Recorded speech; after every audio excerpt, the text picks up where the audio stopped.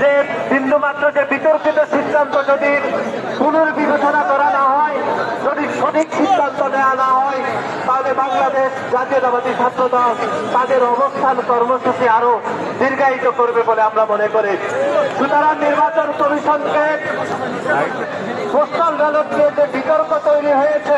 সেই বিলম্বে একদম সঠিক সিদ্ধান্তের মাধ্যমে সেই বিতর্কের অবসান করা উচিত বলে আমরা মনে করি। এবং আমাদের আজকের এই অবস্থান কর্মসূচির দ্বিতীয় দফাটি হচ্ছে, আপনারা দেখেছেন এই নির্বাচন কমিশন একটি স্বাধীন নির্বাচন কমিশন এবং একটি স্বায়ত্তশাসিত প্রতিষ্ঠান,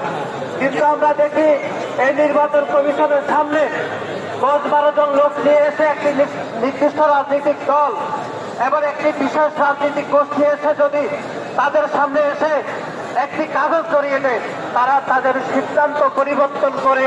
নদীর বিহীন